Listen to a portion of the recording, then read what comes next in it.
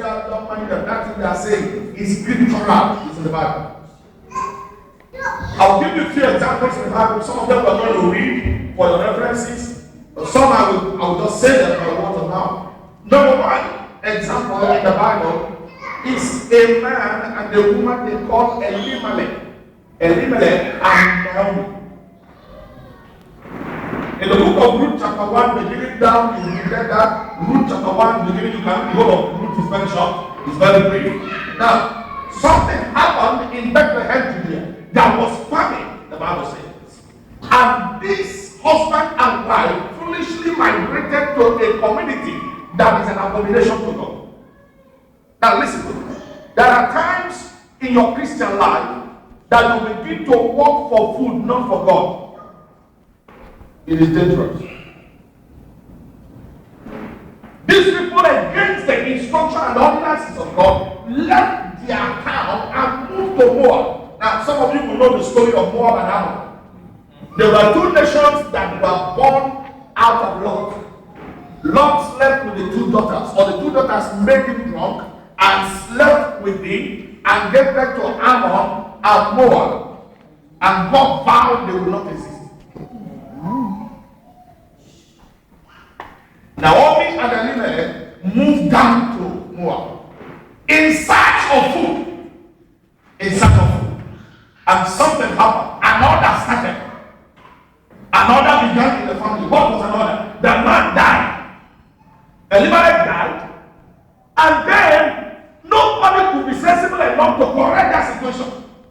They still remained there. Mahlon died the first son. Still, Naomi was still there. Until Children died, the second son. It was then it dawned on Naomi to get up and say, I will return. In fact, after the death of the second son, it was her that God had visited Bethlehem. And there was food in abundance. And Naomi went to go back and said that they called her Naomi. He said, no, don't call me Naomi, they call me Mara. He said, for the Almighty had dealt bitterly with me. The question is this. Was it the Almighty that dealt bitterly with her? The answer is certainly no. It's misguidance, misdirection, searching for food at the expense of God, searching for greater passion at the expense of one's salvation. Now, I don't know the terrain, I don't understand what happens here, but even in our country, it's common now that people's salvation is tested in the place of work. I will give you a job and then you will be my mistress. And you tell your neighbor, say, does it matter? Go and get a job, darling. After all, you've been idle for several years. And so many girls will jump at that. I was praying one night against Sunday morning, and the Lord told me that there is someone in your midst that someone is trying to offer a job, but the job will be inclusive of being his mistress. So I came out of the pulpit and after preaching I said that one young girl came to my office and says, I'm the one.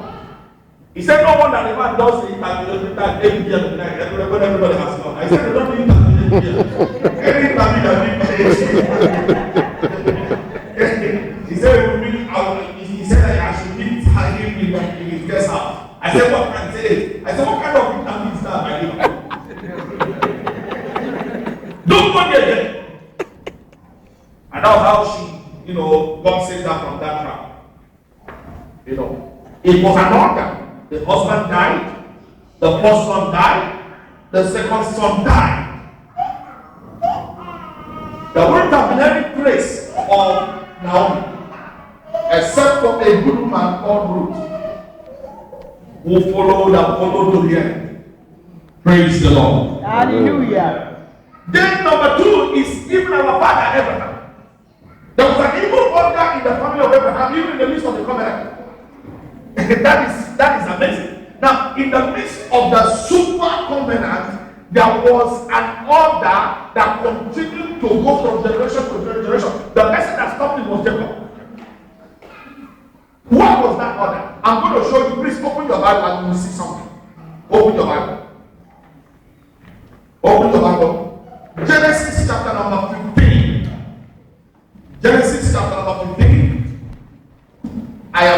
reading Genesis 15.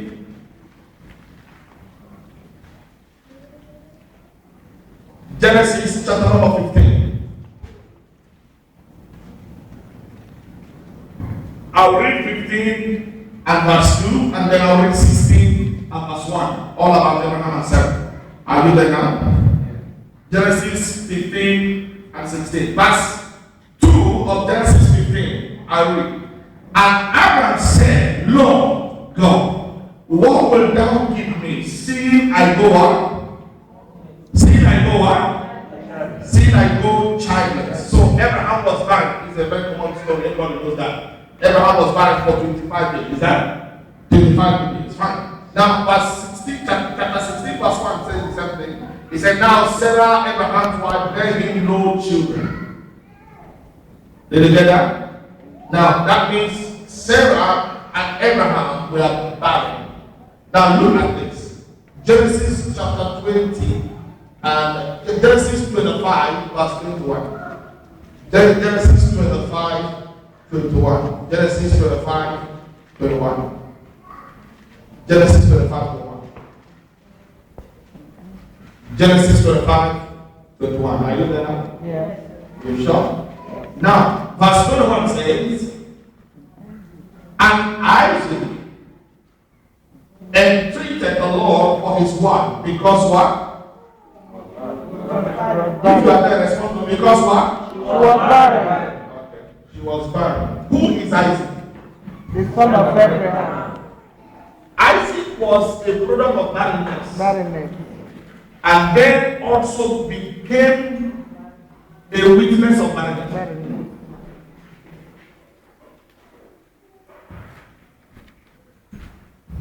That's number one. Number one order. Number one. If you remember the things I mentioned, barrenness is one of them. Fine. Look at another one. Genesis chapter 22. Genesis chapter 20, verse number 2. Genesis chapter 20, verse number 2. Genesis chapter 20, verse 2. Are you there? Yes. Yeah.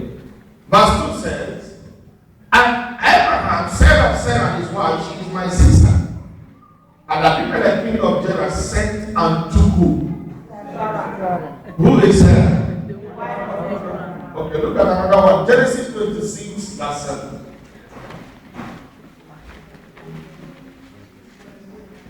Genesis 26, verse 7. Are you there now? Yes. Verse 7 says, And the men of the place asked him of his wife. Let's read from verse 6 so that you understand that who they are talking about. Okay. Verse 6 says, And Isaac dwelt in the same Gerar. The same Gerar. Remember, it was in Gerar that Abraham lied the lie. Huh? Now, in the same Gerar, Isaac dwelt there, and the men of Gerar asked him of his wife, and he said, She is what?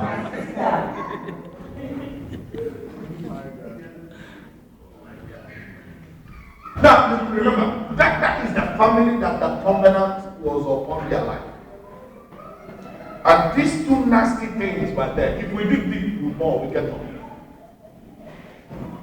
One was darkness, the other one was the light. In the same spot, Gerar, in the same spot. Then in the first place, why would Isaac go back to the same Gerar when the father went and lied?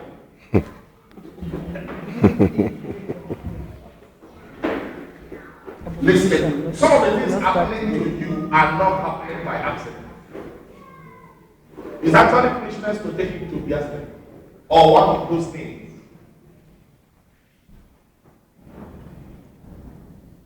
Sometimes sit down with your mom if she's still alive or your dad. Ask them questions. It's necessary. It will prepare you better for a better Christian life. It will empower your hand to find and know the direction where your battle is coming from. Now, the most unfortunate thing that will happen to any soldier is to focus on a place that the enemy is not until you have emptied your bullet and the enemy will come from behind. That was all given to the Montana. Those of you who watch Scarface. He was busy bombarding. Where are you? Fucking Americans. And the person who killed him came Nothing makes cheap meat of a soldier like that. The guy shot him and he fell inside the swimming pool like that. Abraham suffered barrenness. The son suffered barrenness in the midst of the covenant. Abraham lied in jail. The son also lied in the same jail. About their wife. About their wife. It is not ordinary. It is not ordinary. It's an order that Isaac was born into. And because he did nothing about it, the order continued. And let me say this with everybody. Whatever you are supposed to remove, God will not remove it. Whatever you are supposed to remove, God will not remove it. I read one of the books of Kenneth Hagin of blessed memory. He said the Christ appeared to him and was talking to him, and the monkey also appeared. And the monkey was making noise. And Christ was busy giving his instruction. He was like, talk to this monkey to stop making noise. And I can't hear you very well. Christ was busy talking. And he said, Master, why can't you remove? He said, I cannot. I cannot. I don't have the power to do that. I've given you all the power.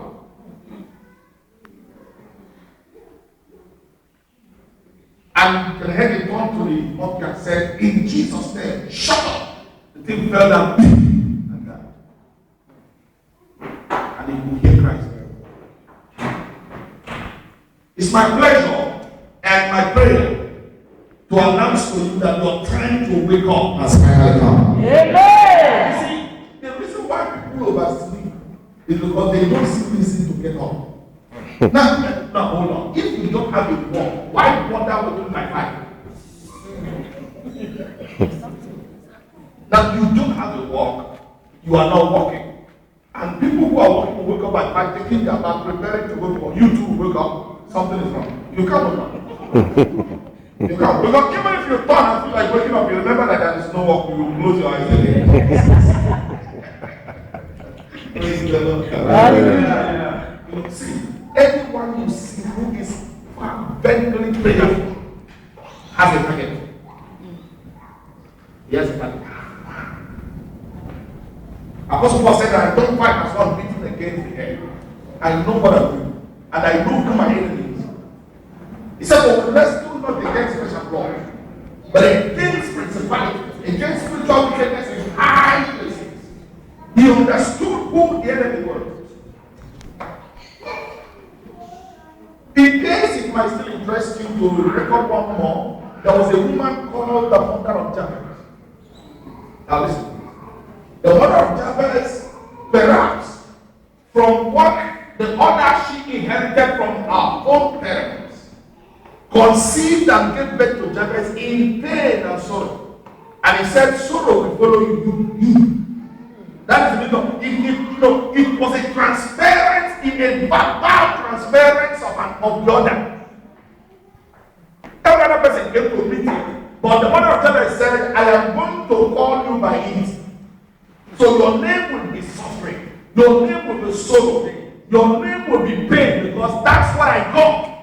And because I got it to you, it has to go with it. But that guy was a different breed altogether. And the Bible says that Jabez called on the God of Israel. He said that thou mightest stop this nonsense.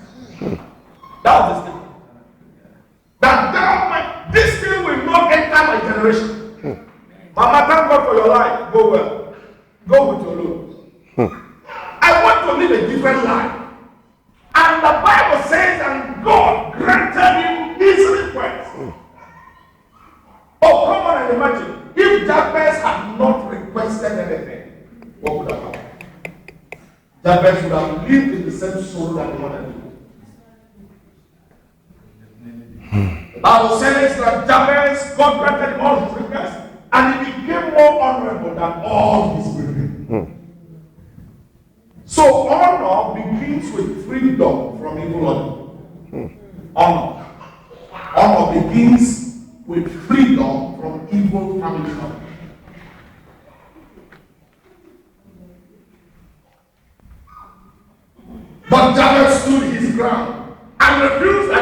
I will continue with it. It has to end with my body. It has to end. Oh God of Israel, this will not be transferred to my generation. I refuse it. And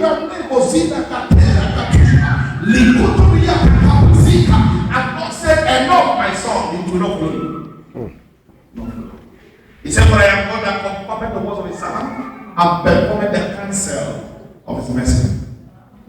The Lord will not allow any evil other in your family to follow you. Amen. In the mighty name of Jesus. Amen. I refuse that no evil trend or others should be transferred to my generation. It's a decision, it's a choice. And help with honor. Whatever the cost may be, wrong step, evil covenant, evil altar is not my business. The preparation of this life is, how do I revoke evil order? Now, very important. How do I revoke evil order? How do I revoke evil order? There's some families you get to is diabetes. The father suffered diabetes, he died. The mother took over, he died. The senior brother died, diabetes. Every person diabetes. Every person diabetes. It's not normal. It's the most unfortunate thing that sometimes people begin to accept what should not be part of their destiny. If you're a Christian, it is not our portion. He said that he himself took our infirmities and bare your sicknesses. So whatever happened to your father, your mother, sometimes you hear some Christians say, if my mother died of diabetes, my brother died of diabetes, who am I? You are somebody. You're somebody. Because Christ died for you. How do I revoke evil family order or family evil order? Number one is genuine salvation. The problem we have is compromised salvation. Compromised salvation. Compromised salvation. You know what Jesus said? He said that if the salt loses its taste, it's worthless, and it will be thrown in, and men will walk on it. That is actually talking about salvation. You see, too many people come to church, but very few are genuinely saved. But we are approaching an era, we are already in it, that except you are genuinely saved, the devil will make a public show with you. He's running crazy. The time is winding up very fast. So he wants to do a big work on any life that is available. So salvation is either you are there or you are out of it, and it's not two. He doesn't have front and back. He doesn't have duplicate. It's either you are saved or you are not saved. And I know what the Bible says. It says, nevertheless, having this seed, the Lord knoweth those. And devil also know those that are God's. He said it to the seven sons of Sceva. He said that Paul I don't know now. Jesus I also know. Can you identify yourself?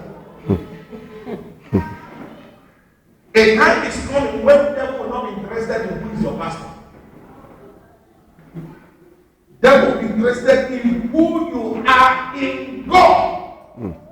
My pastor is a firebrand. I know God. The God of my pastor, he said that's true. What about you? Salvation. How do I know that? John chapter 3 verse 16. He said, for God so loved the world, he gave his only begotten Son, and whosoever believeth in him shall not perish, but shall have everlasting life. Now listen, the word perish there simply connotes the sufferings, the experiences of disorder that ordinary men suffer. And in Galatians chapter 6 verse 17, the Bible says, from henceforth, let no man trouble me, for I bear upon my body the marks of the Lord Jesus. The marks of the Lord Jesus. Galatians 6:17. From henceforth, let no man trouble me, for I bear upon my body the marks of the Lord Jesus. Now, those marks are only upon the foreheads of those that are genuinely saved. I was in a motor bus in Lagos several years ago, 1999, and I was preaching in the bus, and there's this rail or axle, so I stood in between, and I would say, in Jesus' name, I lifted my hand up. particular woman was very uncomfortable. I noticed that in a very long box. I would say in Jesus' name, she would do her head like this. So the thing was so unbearable. He said, Pastor, go to the back. And in other words, I should come this way. She is sitting here. I should come this way. So that I will be behind her. I know what was going on in the spirit. He said, go to the back. I said, you go to the back. I am preaching. They need to see me. You are not preaching. They don't need to see you. Go there. Because something was disturbing her. From henceforth, let no man trouble me. For I bear upon my body the marks of the Lord Jesus. Let me tell you something. Accident cannot kill a man that carry that mark. Plane crash cannot kill that person. Where will it come from? Where will it come from? I traveled to the east. One moment, then I used to, go by the road, and then on my way back, the Lord said, enter that bus. And I entered that bus, 2002, long time. And as I sat down inside that vehicle, the vehicle took off. Around Lorry, the driver was at 120 kilometers per hour. I dozed off. And 150 man entered into the vehicle, down, with Jim up and down. And he said to me, I said, what are you doing here? What did you come here to do? My spirit was, reacting. And he said, I came to take that man. He pointed at the back of the vehicle. So I jacked up. I said, Lord, what is this? He said, what you just saw now is spirit of death. That there's somebody in this vehicle wanted to die, but because you are here, you see. He said that spirit has to take permission. Now, it is high time Christians understand the authority of being a believer. Your presence is a serious disturbance and threat to them. If you are genuinely born again.